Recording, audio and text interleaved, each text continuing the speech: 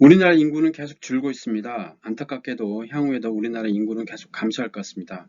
그러기에 이에 따른 정책적 대안이 필요한데 국토교통부는 저출산, 고령사회 정책과제 및 추진 방향 후속 조치로 출산 가구에 대한 주거 지원을 강화하는 내용을 담은 공공주택 특별법 시행규칙 등 하위법령 개정안을 8월 28일부터 입법 예고 및 행정 예고하였습니다. 이번 개정으로 주거부담 완화를 통한 출산율 제고와 함께 자녀 양육을 위한 쾌적한 주거 환경도 조성될 것으로 기대한다고 밝히고 있습니다. 그럼 출산 가구에 대한 공공주택 입주 기회가 크게 확대된다는 내용을 가지고 말씀드리겠습니다. 국토교통부가 이번 정책을 통해 가지고 이제 출산율 제고를 목표를 하고 있습니다. 그래서 출산을 많이 한 가정에 이제 자녀 양육을 위한 쾌적한 주거 환경을 조성하기 위해서 공공주택 입주 기회를 크게 확대하겠다는 겁니다. 이번 개정안 주요 내용을 보겠습니다. 소득 자산 요건 대책 발표 이후 자녀를 출산한 가구는 공공주택 청약 시 출산 자녀 1인당 10%씩 완화된 소득 자산 요건을 적용해서 출산 가구 내 집 마련을 기회를 주겠다는 겁니다. 그리고 입주자 선정 시에 공공주택 임대주택 입주자 선정 시 경쟁이 발생하여 배점에서 동점인 경우 만 1세 이하 자녀가 있는 가구를 우선하여 공급하겠다는 겁니다. 그리고 다자녀 특별 공급 시에는 공공분양주택 다자녀 특별공급 신청 자격을 기존 3자녀에서 2자녀 가구까지 확대하겠다는 겁니다. 왜냐하면 2자녀 가구도 현재 많지 않기 때문에 이제 혜택을 주겠다는 거죠. 그리고 공급 면적에서는 자녀가 많은 가구보다 넓은 면적 공공임대주택에 거주할 수 있도록 세대원 수를 고려한 적정 공급 면적 기준도 마련하겠다는 겁니다.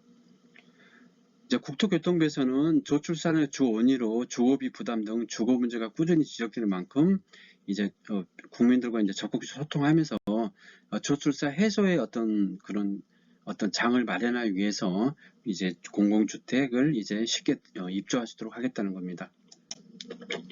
그러면 이제 구체적으로 주요 개정 내용을 보겠습니다. 첫 번째는 출산 가구 주거 지원 강화입니다.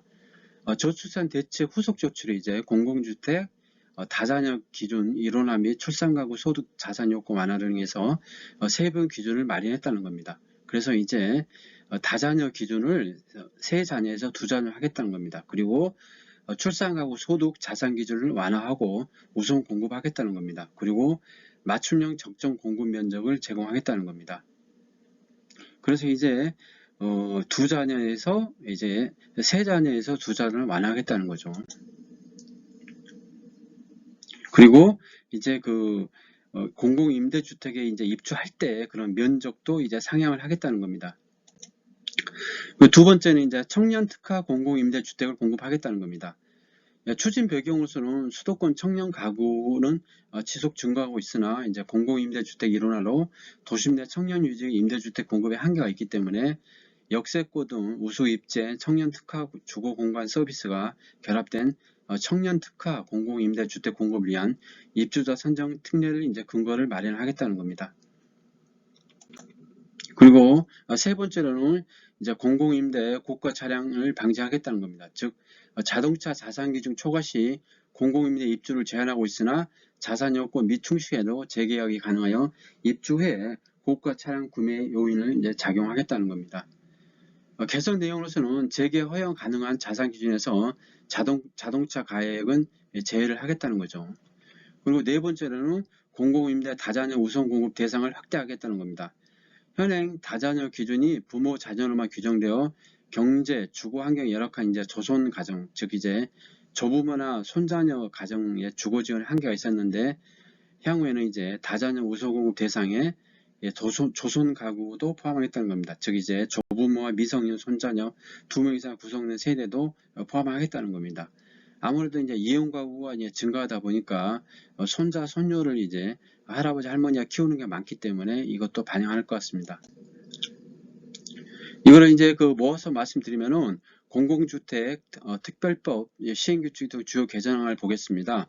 거기에 보면은 이제 공공분야 다자녀 기준을 완화하고 그 다음에 이제 공공임대 다자녀 우선 공급 대상에 조성 가구를 포함하겠다는 겁니다.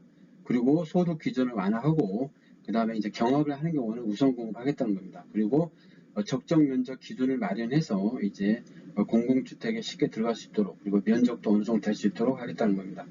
그리고 청년 특화 공공임대주택 공급을 위한 입주자 선정 특례를 규정하겠다는 겁니다. 그리고 공공주택 업무 처리 지침을 이제 개정을 하겠다는 겁니다. 그리고 공공주택 입주자와 보유자산 지침도 개정하겠다는 겁니다. 그리고 통합공임 표준 임대 기준도 개정하겠다는 겁니다. 이 모든 게 이제 출산율을 이제 올리기 위한 정책이죠. 우리나라의 인구를 보겠습니다. 2023년 7월 기준 주민등록 인구를 보면은 5,138만 명입니다. 그리고 세대수는 2,387만 명입니다. 세대당 인구는 2.15명입니다.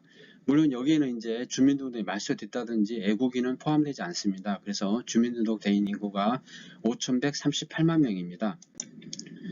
주민등록 인구를 이렇게 기준으로 보면은 2020년도 12월 달에는 5,182만 명이었습니다. 그리고 세대수는 2,393만 명으로 세대당 인구가 2.24명이 했습니다. 그런데 최근 기준에서 2023년 7월 기준으로 보면은 행정기관에 보면은 전국적으로 보면은 총 인구수는 5,138만 명이고 세대수는 2,387만 명, 세대당 인구는 2.15명입니다. 즉 이제 인구는 이제 거의 한 3년 만에 44만 명이 감소했습니다. 그리고 이제 그 반면에 세대수는 78만 명이 증가했습니다.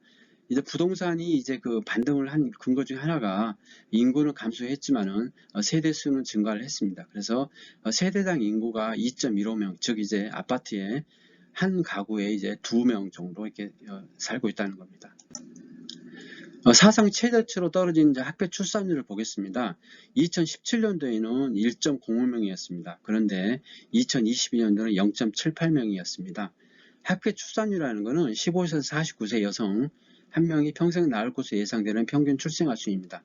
즉 이제 여성 한 명이 0.78명을 낳는다는 겁니다. 결국은 이제 부부가 된다는 건 이제 2명인데 2명에서 0.78명이라는 것은 인구 감소가 명확해질 수밖에 없다는 거죠.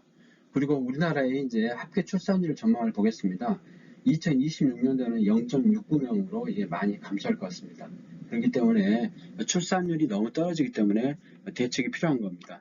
그래서 이번에 이제 국토교통부에서는 저출산 고령사회 정책과제는 추진 방향 후속 조치로 출산 가구에 대한 주거 지원을 강화한 내용을 담은 공공주택 특별법 시행규칙 등 하위 법령 개정안을 이제 다음 주 5일부터 입법이 행정 예고하겠다는 겁니다.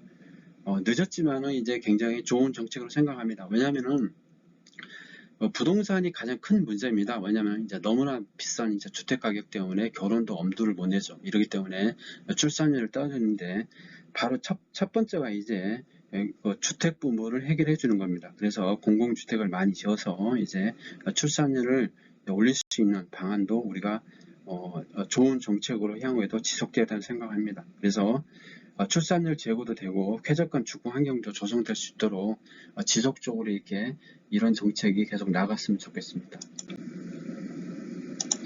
지금까지 이번에 국토교통부에서 저출산 고령사회 정책과정 추진 방향의 후속 조치로 입법 예고, 행정 예고에 대해서 공공주택 특별법 시행 규칙을 이제 했다는 말씀을 드렸습니다. 구독, 좋아요 부탁드리겠습니다. 감사합니다.